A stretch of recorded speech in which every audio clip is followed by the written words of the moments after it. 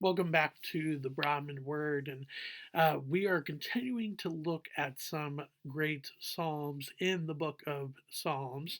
And you don't have to go very much further from the last one, which was Psalm chapter 1.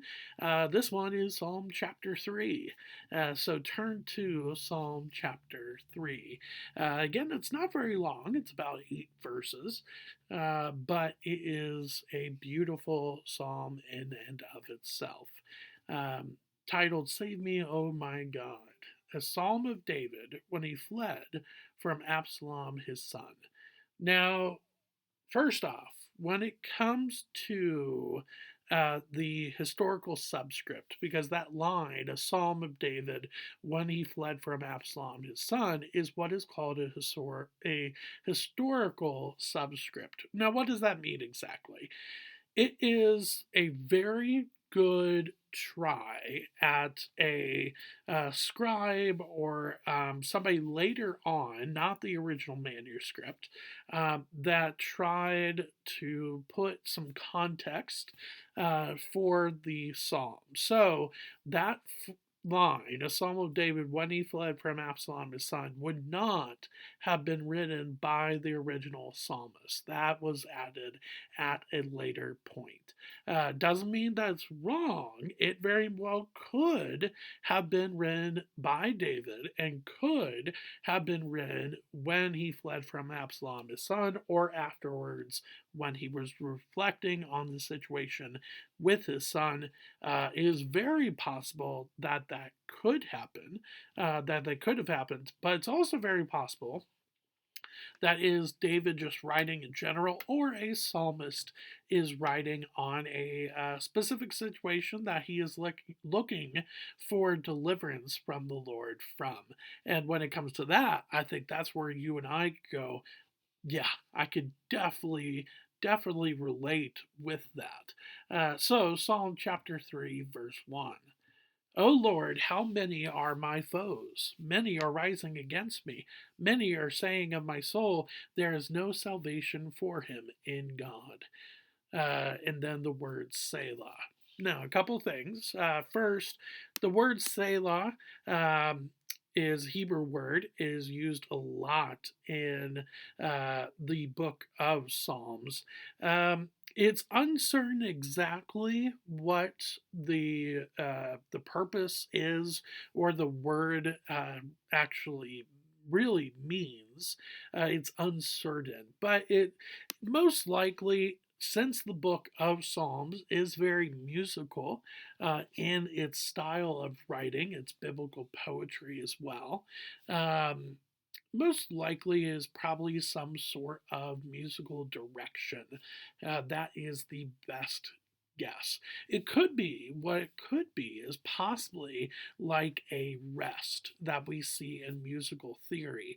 That is maybe what it could be related to, or it could be compared to, but it's hard to say. But it definitely shows up a lot in the book.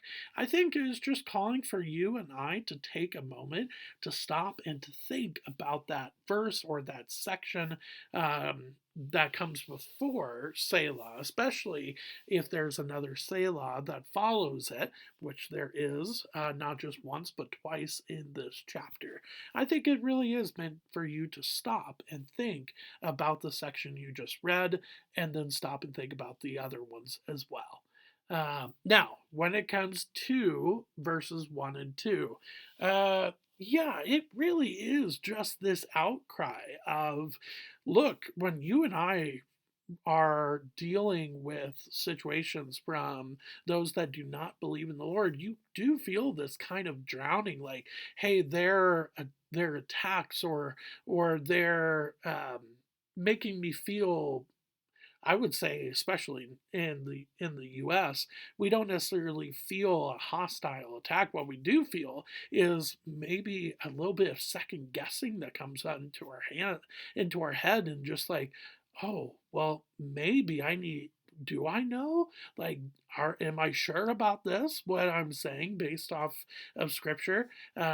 Now, do they actually? Does every single person say there is now no salvation for him in God? not necessarily those blunt words. Could happen, but most likely what it is doubt. Doubt comes in the hearts and minds of you and I as followers of Jesus, uh, based on their attacks or their questions. And the Lord, I think, in here is trying to say, well, come to me, because in verse 3, that's what happens. Verse 3, but you, O Lord, are a shield about me, my glory and the lifter of my head.